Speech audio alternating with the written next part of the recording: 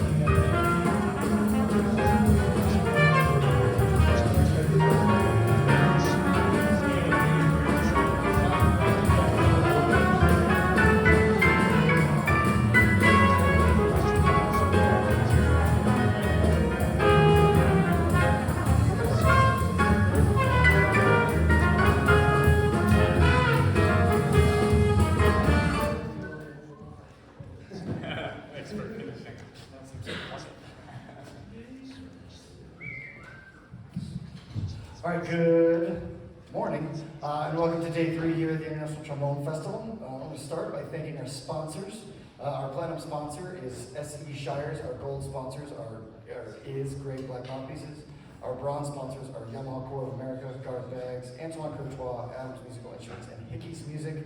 As a reminder, there are 2 exhibit halls. The exhibit hall that is the windows at the front of the building, and then also the band that's right here next to this room. Tonight's late night jazz is a little bit different than it's been previously this week. It's going to be right here on campus in the Voice Box. It is a true open jam session. It's going to be led by the winners of our competition, our jazz competitions. And it's the only one all week that is 21, that is for 18 or of all ages, because the rest of them are in drinking establishments that require you to be 21. Please now welcome Brian Woodbury and Against the Grain playing.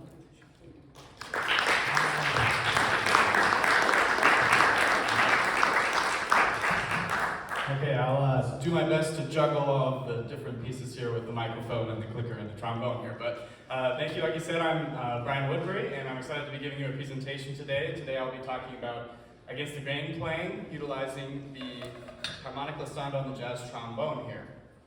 And to start out, I'm just going to give a brief overview of what we're going to talk about here today.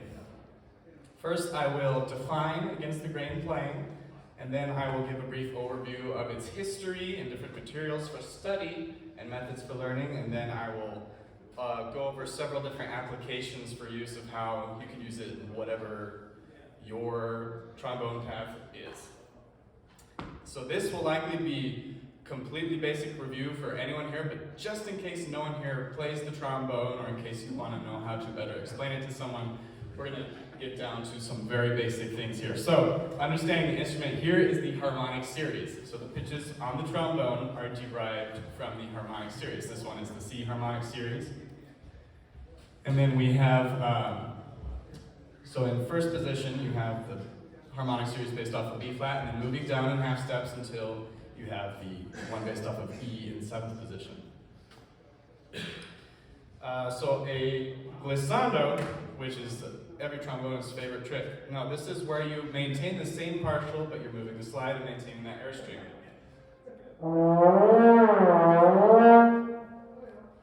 Very goofy thing that we love to do. So you'll notice that the pitch and the slide are moving in the same direction when we're doing that.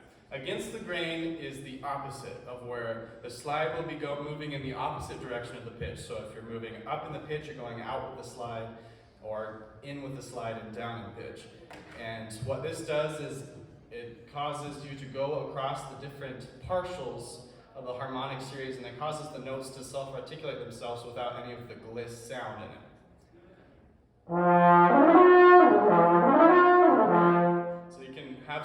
articulation happening without any use of the tongue on that.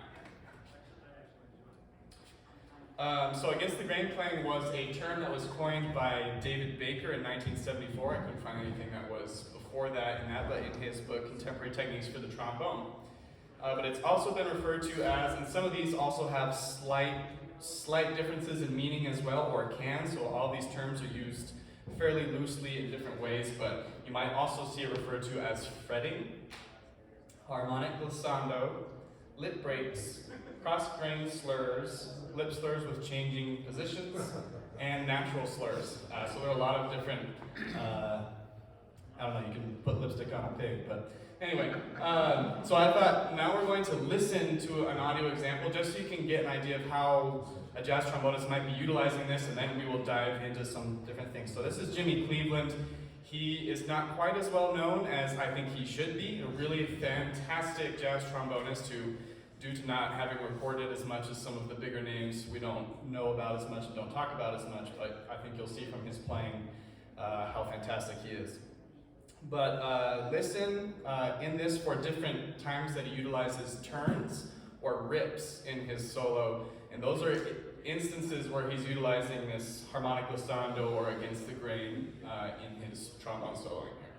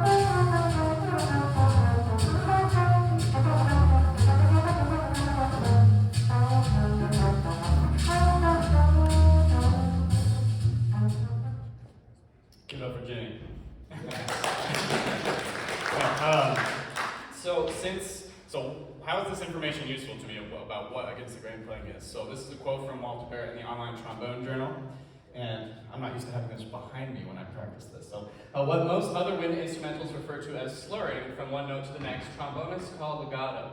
Where a trumpet player can slur by just blowing and moving the valves, a trombonist must often make use of a light tonguing motion. So since, stating the obvious, since us trombonists don't have valves, nearly every note, even legato notes, we're used to tonguing everything. So when the band director says to slur a note, we're not going to do what the trumpet players do, and then we'd play a C scale and it would sound like this.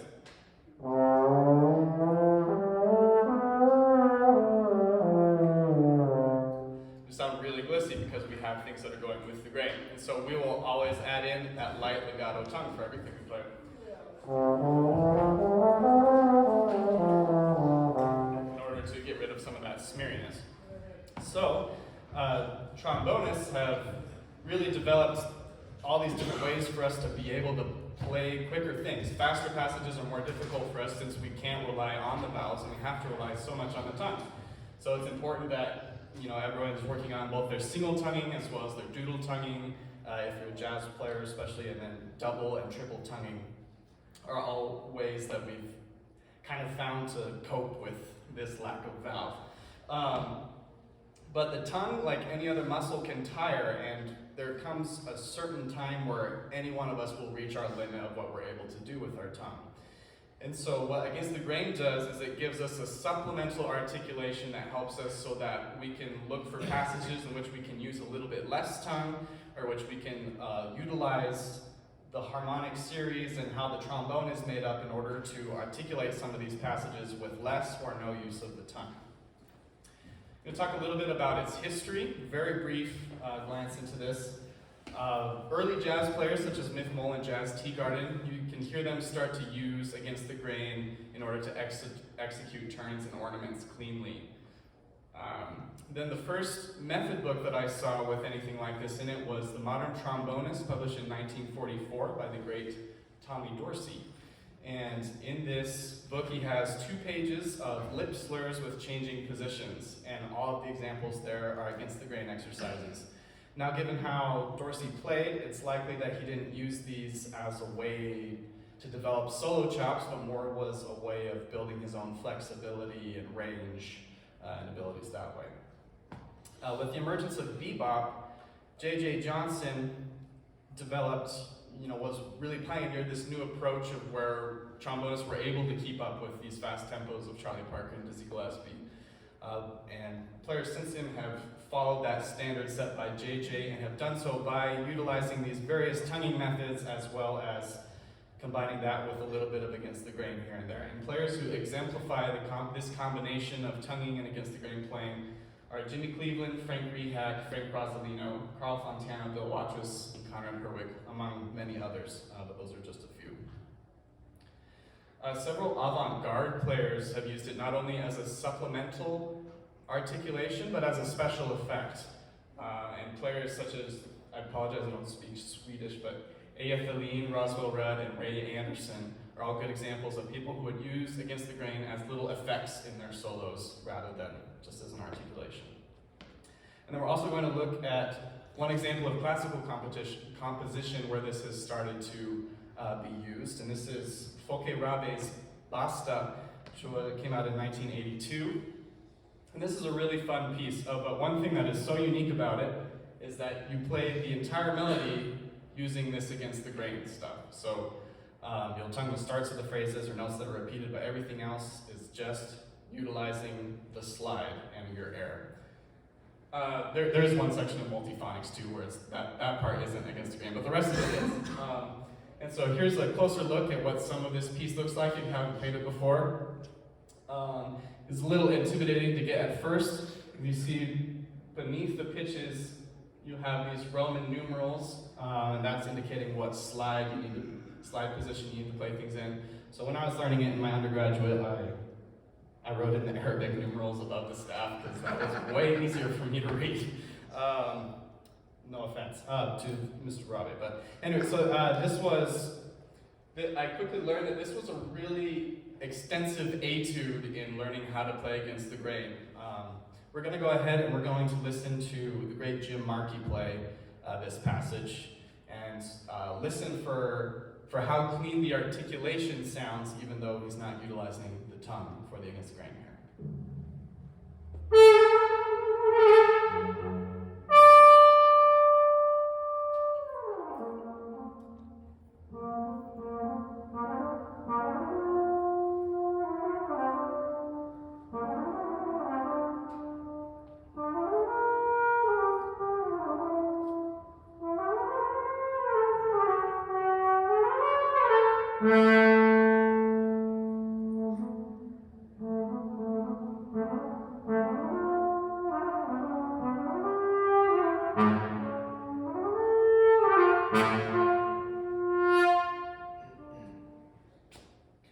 So a couple other things to point out about the notation and interesting things that he uses. So you heard it from the very first note where he has 2 different slide positions given and there's 3 lines going through it, indicating to go between 2nd and 4th position as fast as you can, but staying on the same pitch. So this is an example of where you're using the partial change on the trombone, but staying on the same pitch, and it creates that bisbigliando effect that trumpet players will do with the alternate fingering. Freddie Hubbard does a lot. Trombonists can do it too, and we'll hear an example of Conrad Herwig doing this in the jazz context a little bit later.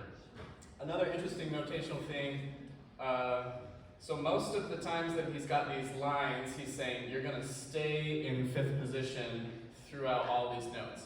But then he also has these lines that are aligned with an arrow. So this says 6 and then an arrow to 1. And so what that's saying is this first note is in 6th position, and the last note is in 1st position. So just go from 6th to 1st and catch every note you can in between while you're doing that. That's particularly true. Here he didn't even write any notes, he just wrote arpeggio. So going from that D in 7th position down to the B flat in 1st. So since it can be kind of hard to visualize this, I'm going to attempt to play this not nearly as well as Mr. Markey, but I'm going to play this passage for you so you can watch the slide and see how the against the grain is really working on it.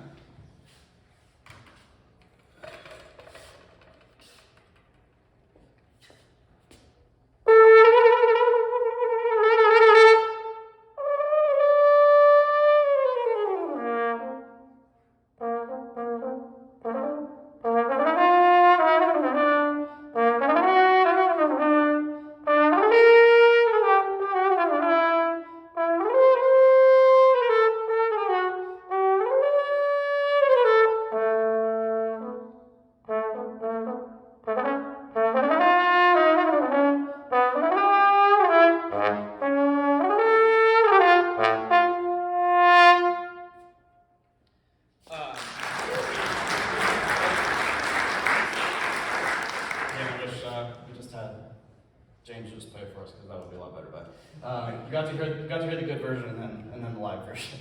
Now we're going to look at some of the different materials for study that are used that I found in my diving through different libraries and things. So a quick note about these materials is they often use combinations of against the grain with lip slurs or with lip slurs in close positions. So lip slurs in close positions is one of those things that doesn't really mean anything. It just means you're moving the position and you're not tonguing. So that could be against the grain or with the grain. So the distinction here is that when you have a close position lip slur that's going with the grain, if the positions are close enough, the amount of smeariness is going to be fairly negligible and can be usable as well. So for instance, if you wanted to play a C triad above the staff, you would have the C in third, and then the E in a little bit of a flatted second, and then the G in a little bit of a raised second. So those positions are all very close together, but you are going with the grain on it, but it still has a little bit of an articulation to it. You be the judge, I guess.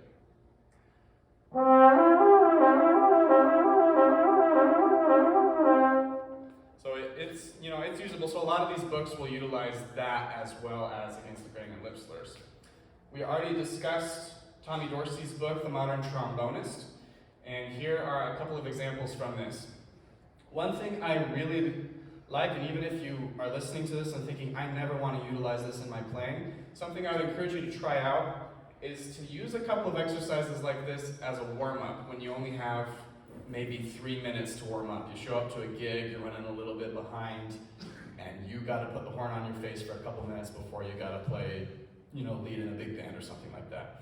I find this to be very effective, and the reason I think it is a really effective and quick warm-up is because if you look at this first example, you have the range of only a fourth, but you're going through 4 different partials. And then when you go down here, you have a range of an octave, but you're going through 6 different partials on the trombone. So you're really warming up the whole range of the trombone without having to play every note on the trombone. So I'll go ahead and play through these. I'm not going to use any tongue so that you can hear the against the grain working here. And that's kind of the point, is to not play with tongue.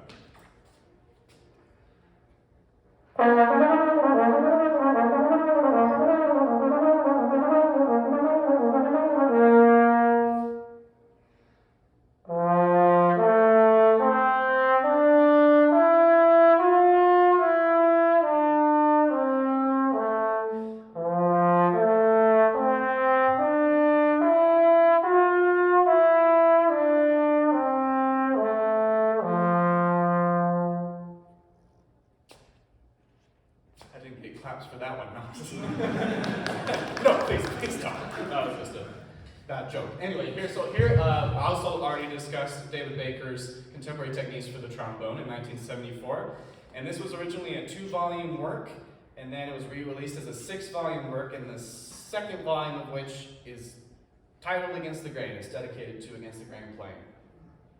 This book is a little bit unique because it gives you a little bit of information at the start about what against the grain playing is and gives you some examples of players and recordings to check out to hear what it's like.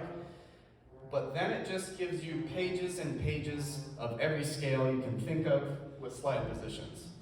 So here's an example. This is Gypsy Minor, which is the first scale everyone learns.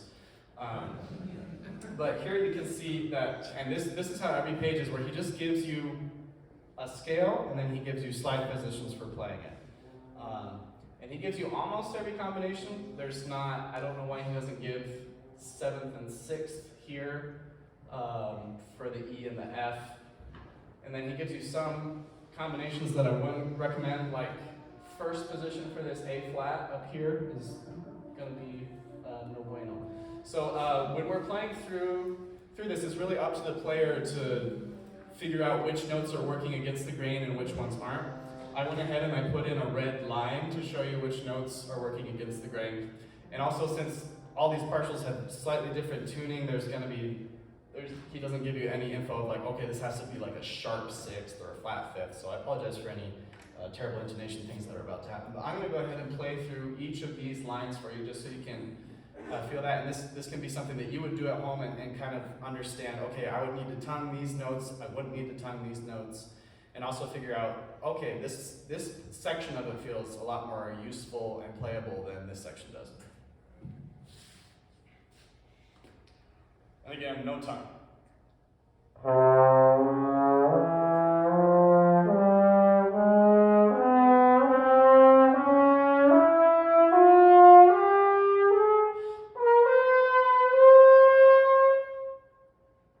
And then the second line.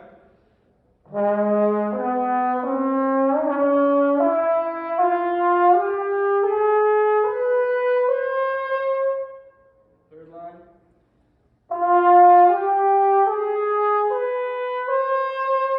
So that one feels a lot more natural to me than the other ones I do. So that might be a mental note I make of like, okay, I could come up with a few different licks that utilize these pitches in a way where I could work with that.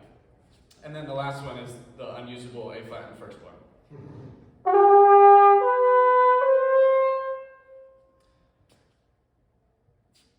Another book I found was 1 Hour a Day by Irby Green, came out in 1977.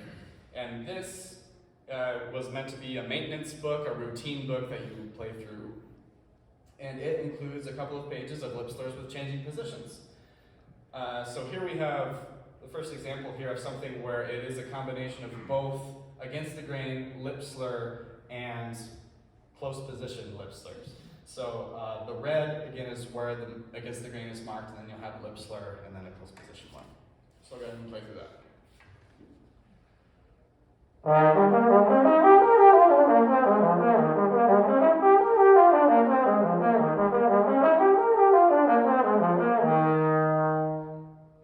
Hopefully you don't hear too much difference between the against the grain parts and the other ones. If you've got the right slide movement and stuff, it should still be usable for you. Another method book I found is the Kai Winding Method of Jazz Trombone Improvisation, which came out in 1979. And this one has a section that he uses the word fretting, and it has this slide position chart that helps you visualize it.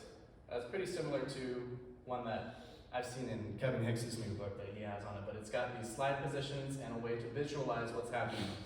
And Winding describes fretting as being both with the grain fretting and against the grain fretting. So like we saw with Irby Green, he uses a little bit of both as a combination, but he's giving it terminology to use for it now. And he gives notes that he gives exercises that are in 3, 4, and 5-note chords. So here is his minor 7th time position one, and I went ahead and I believe it's all against the grain. One other interesting about Winding's book here is he's started to use chord changes, and so he's starting to, you can see players are starting to think about this more in a soloistic way, and how can I incorporate this in my improvisation?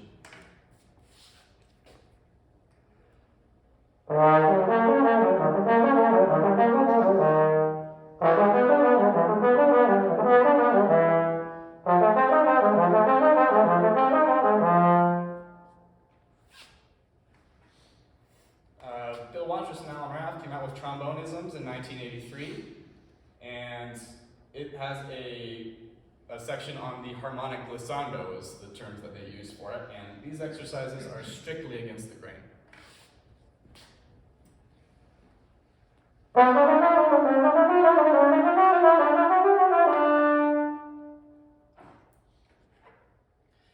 Okay, Greg Waits, local to Texas, great guy.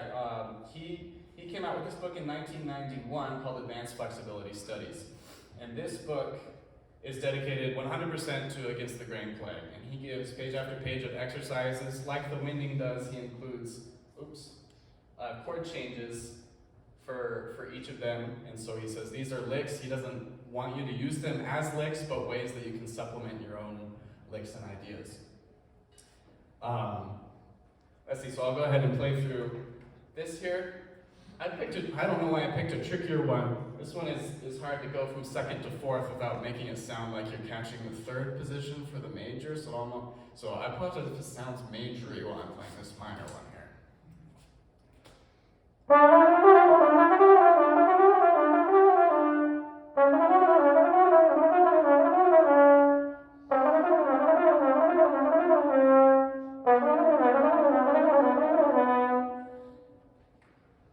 So just page after page of these exercises, and they become really beneficial. He gives several different practice tips for how to practice these, and they apply really well for just practicing the technique in general. One he says is to blow through the exercise, and I think this is the most important one, because if you aren't blowing, I almost think of it as you're blowing in between the notes. Not that you're blowing each note, but you're blowing through each note. And this, I find, is one of the largest benefits of practicing against the grain playing, because who here has had a student come in and plays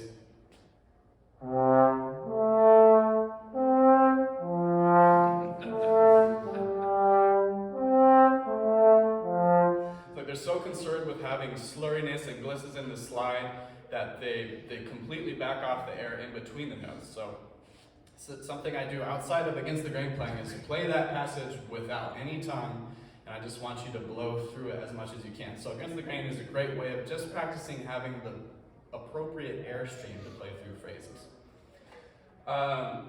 Here recommends to play these things at all different tempos. They feel very different at different tempos. It says to lock in the alternate positions, so play it first in the primary position and then in the second position.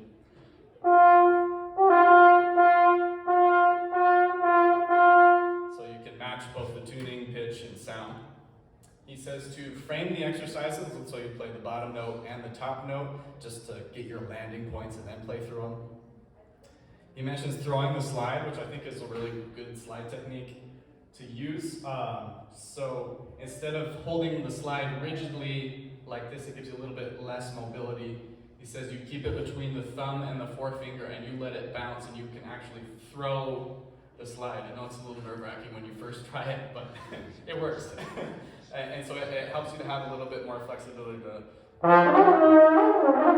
do stuff like that without having, without getting carpal tunnel immediately. And then he also says variations. So again, these aren't meant to be like, these are awesome licks. It's you figure out what you like from these books. He also gives a few different benefits of practicing these studies. I mentioned airflow as one because he doesn't mention it here. But he talks about range extension and embouchure building. This is something I've done with a student who's, usually more beginner students that say like, oh, I can't get above a B flat, or I can't get above this note. I say, okay, well, let's do an against the grain thing to where we're playing that note in an alternate position and then gliss up. So let's say a student's having a hard time getting above a high F. So I'll have them do a harmonic glissando or against the grain up to a high F in sixth position, and then just have them say, then just gliss up and see if you can keep that note going up.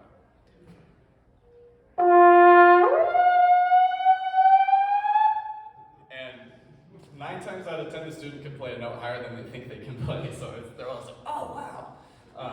So even though it is a little bit of a trick, it's like you do have those notes in your capabilities, you just need to have the right air for them.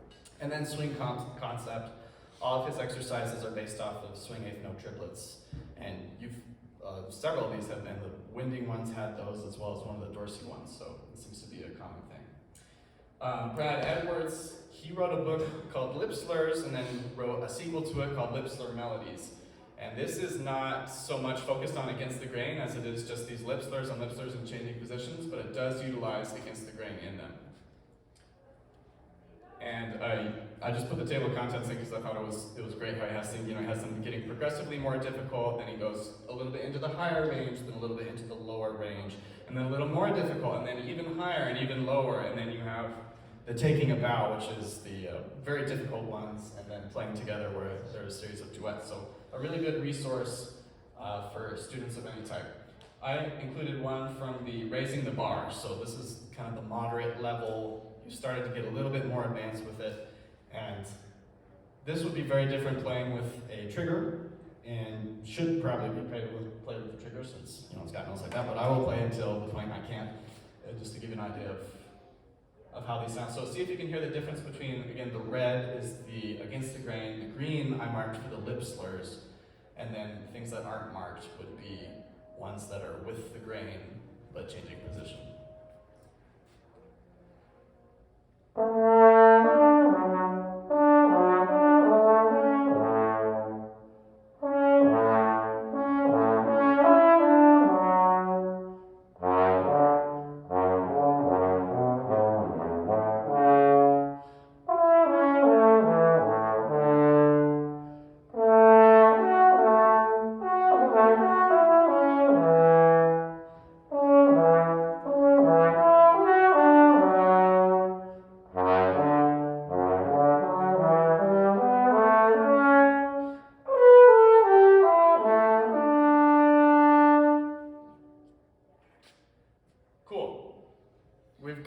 past the method section, the history section. Now we're going to have some more fun, okay? We're going to talk about how this has been applied into jazz solos. We're going to start off by listening to some examples, just so you're getting used to listening for it, and then we're going to look at a couple of transcriptions of them so you can more visualize of actually what's going on. So we're going to start off by listening to Frank Rosalino, who you heard on the way in before the presentation started. And listen for times that he's utilizing ornaments and turns and these really fast double time legs. These are all instances where he's utilizing against the grain to supplement his articulation. He uses it about as much or more than anyone, and uses it probably better than anyone. He's just fantastic. Listen to his Like Someone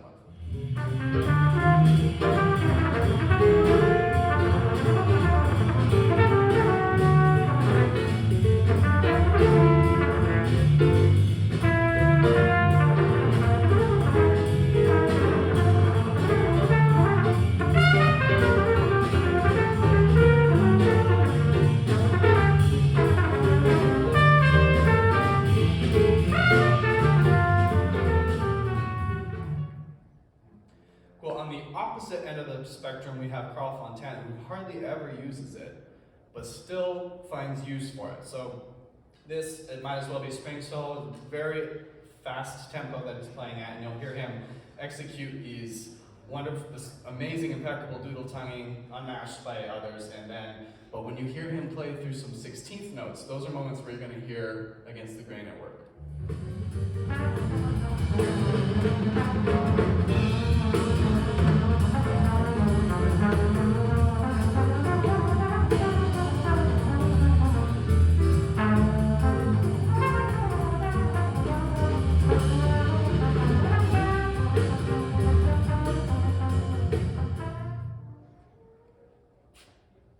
Just as a side note, if you're learning doodle tonguing and you're going through the McChesney book, I would recommend doing that.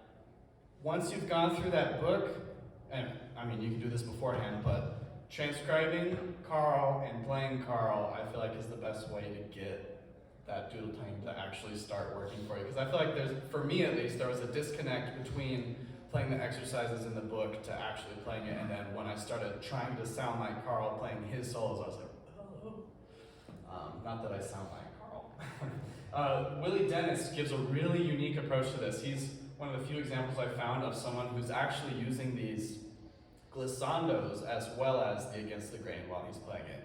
And it gives, so you'll hear his solo here on this Mingus tune, and the amount of tongue he's using is so little, and it's almost laughable, but I think it fits in really nicely with just the gritty vibe that the Mingus band brings.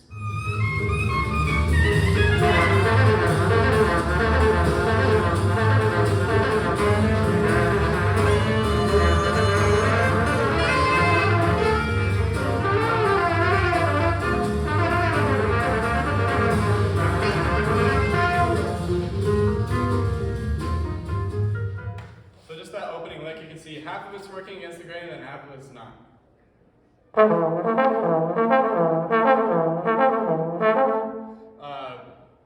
So the A, C, A, F, you'll hear it working against the grain, and then the rest is going to be with the slide in. I don't know, I find that to be an interesting example. Mentioned that we talked about Conrad Herwig in his solo here on So What. You're going to hear him first use it in a lick, and then you will hear it as the Bisbigliando effect, like we saw in the Rabe. And not only does he start with the Bisbigliando, where you're staying on one note but changing the partial, then he'll do it and he'll change the pitch while not necessarily going for a specific pitch. So it'll be kind of that kind of a thing, but it serves as a pretty effective climax to a solo in it.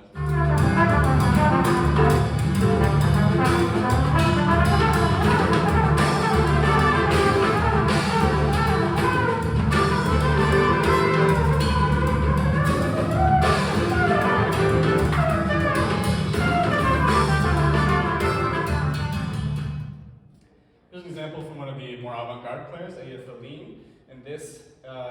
In this you'll hear, there are 3 different occasions where he's using it as an effect. So you'll hear him use it as kind of rips, then you'll hear him kind of go all up and down the horn with it.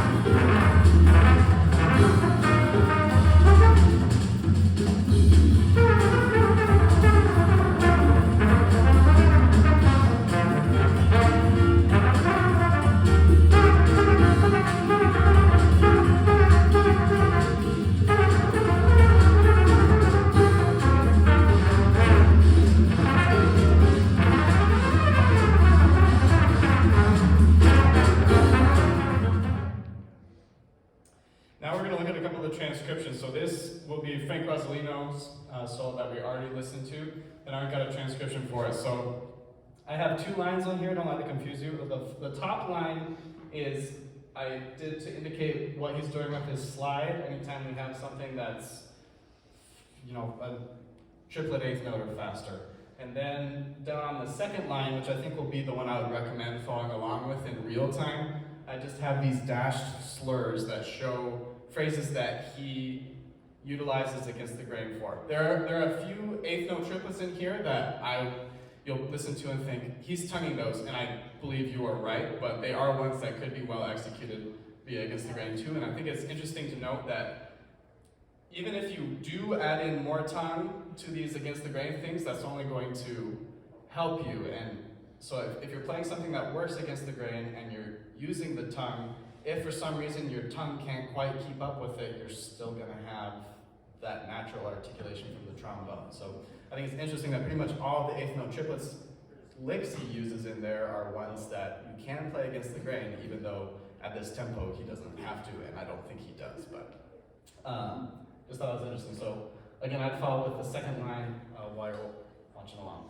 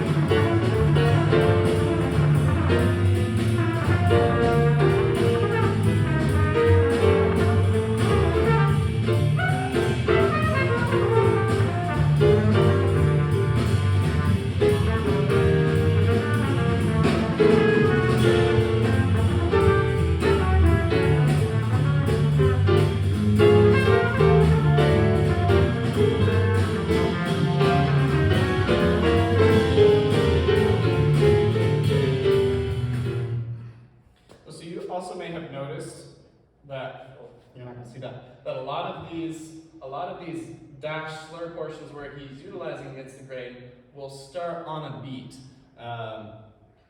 And I don't think that's on accident. I think starting things with a tongue on the beat is a way for him to make sure that everything is happening in time and moving forward, and helps him with his impeccable time.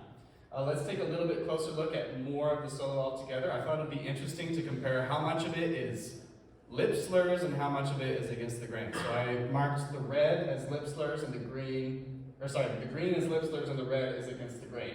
So you can see it's never just, I'm going to do one thing. It's always a combination of the both when he's doing it. And I'm going to go ahead and attempt to play through some of that. Poorly, but you will hopefully be able to see some of what's going on and hear some of it. And again, it's likely that he's throwing in the tongue a couple more times than that, because his goal is not, I'm going to play without the tongue. His idea is just, I'm going to play what I'm hearing in my head, and a lot of it just happens to not use the tongue.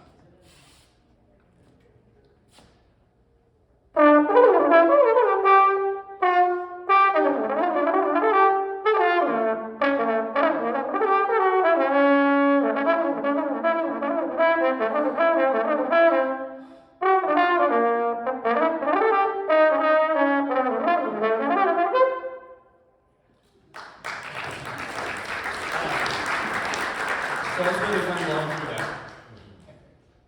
I also thought it would be interesting to kind of graph things out and see, sorry, I know we're getting back into the boring side of things again, but I find it interesting, but about how much he's tonguing different things. So I wondered if there's any correlation, and you can see that oh my goodness, I pressed the wrong button again.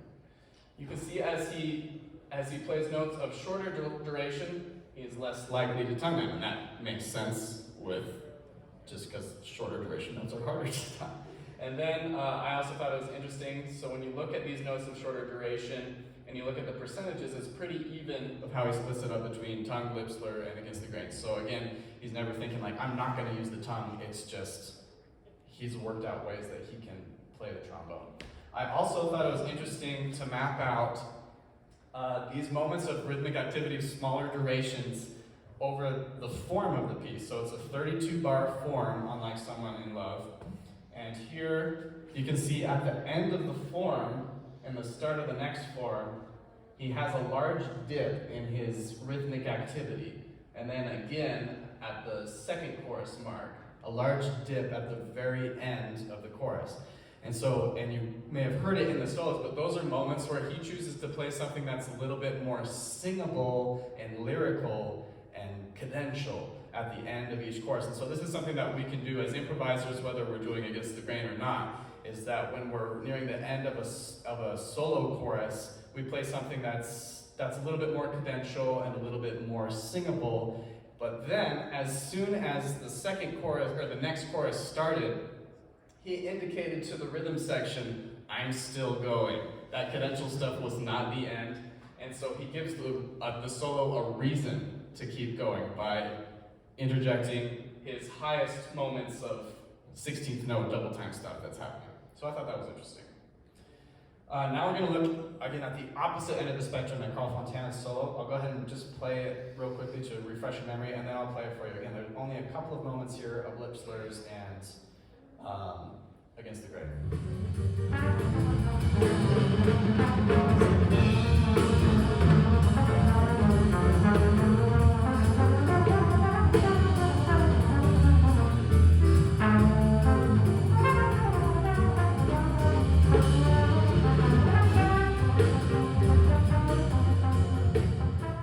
So I'll go ahead and play through that. I'll try to. I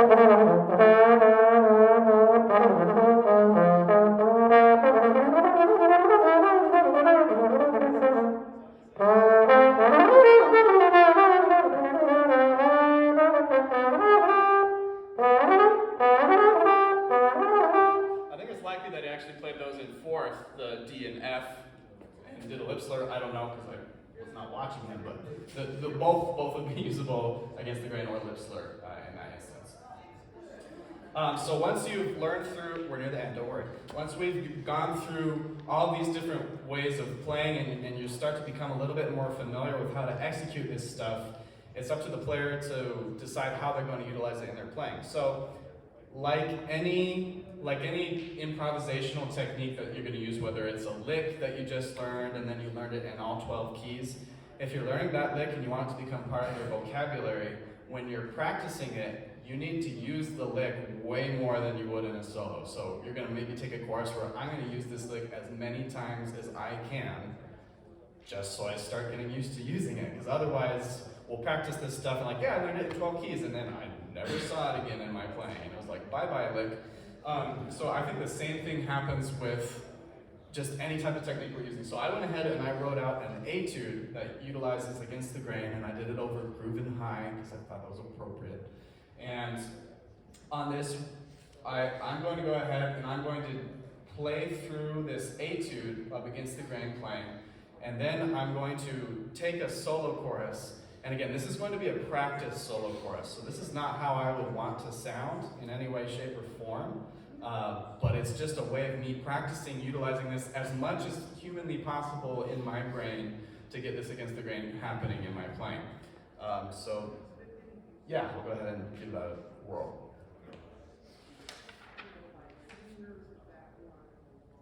One, two, 1, 2, 3,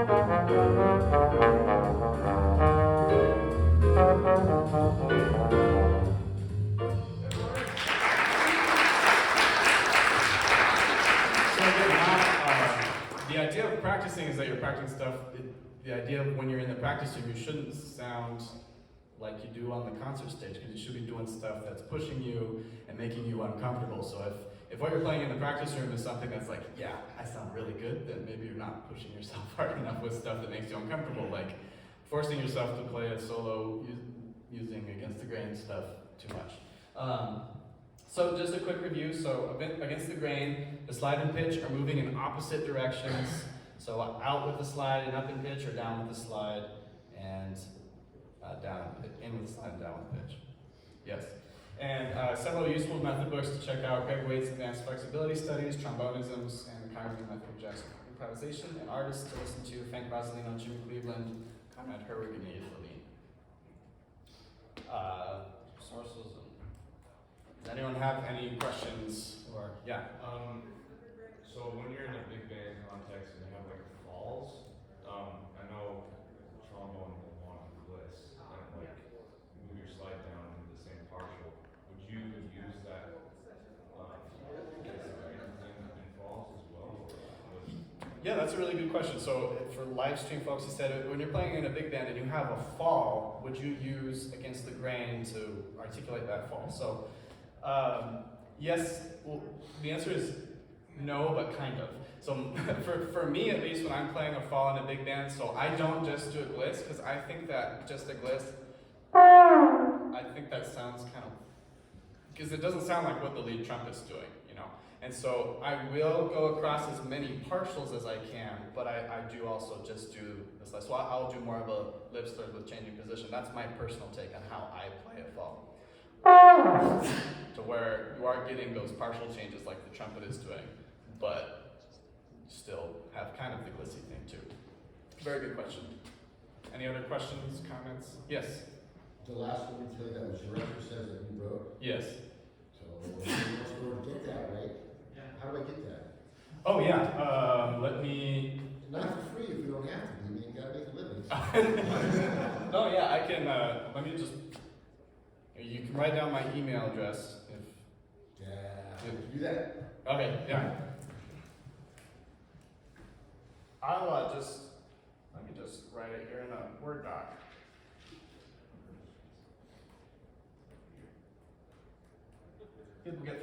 2 W's. We're really old, we can't see that. Okay. I think there's a way to fix it. If I can click it. Oh my gosh, keep basic.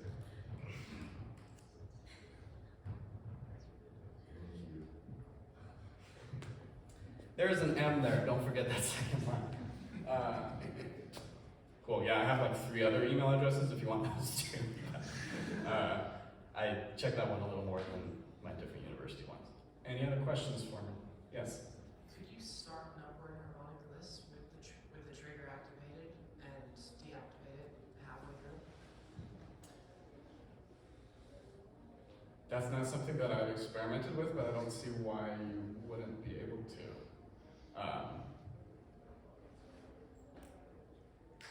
Yeah, that should. Yeah, experiment and send me an email and let me know how it goes. I like how your brain works, that's awesome. Yes? You did mention James Morrison, where he does the duet and stuff, and he's on the trombone, and he's using his trigger, he's hitting the harmonics there. Unbelievable. Oh, like the multiphonic stuff that he does? Or He has, it's one of those jazz ducks, but he's playing a lot of things imitating the trumpet, but he's not moving the slide. oh yeah. When one thing I forgot to mention is when you're getting up, if he does something like that, it might be up in the higher range. So when you're in the higher range, since all the partials of the harmonic series are so close together, you can play you could play any scale you want to in first position if you go high enough. And so it's just like everything gets so close together up there. So if you're playing, and that's why you'll see a lot of like Frank Rosalino's playing tends to be up in a higher register just because it's easier to play faster up there. You don't have to go all the way up to 5th and 6th position, but you can just kind of hang around here and work smarter, not harder. But yeah, I'd be interested in seeing that video link as well. Yes? If you're someone who's not really good at improvising yet, you kind of have to plan out a solo that you want to do. Do you think it would be a useful first step to work out what you want to do in normal positions first, and then try to apply some of these? Yeah, that's a good question. So you asked if you're not really into improvisation yet and you're working out a solo, should you work it out in the normal positions first and then do something like this? So I think, for me at least, playing against the grain is not something where my goal is not to go out and do it unless I'm doing this exercise. And so what I will use it more for is like, if I'm playing a Charlie Parker head or something like that, I'm like, okay, which notes do I not have to tongue? In Donna Lee, I don't have to go da-da-da-da-da-da-da because I can just go. So those little turn things, I can use the slide rather than having to tongue it off. So I use it more as a way of, so if you write it out first, then I would say, would I benefit from putting any of these in an alternate position? Or is there anything on this that I can't just play normally, or is difficult for me to play normally that I could potentially make a little bit easier for myself? Since you just played that, would you not start in 4th position on that first G? That's what I. Yeah, you could. I like doing just back and forth because that gets the grain on both. So, but both are very usable. Yeah. Any last questions or comments? You have a video. Oh, cool. Thank you. Thank you for sending it to me. I will watch it. Cool. Well, yeah, as always, you can reach out to me with anything. Anytime. And if you, for some reason, don't write down my email address, and you can remember where ITF was, I do teach here, so you can probably find me on the School of Music website if you think of a question in your sleep, 20 months from now. Cool. Thank you, everyone, and thanks for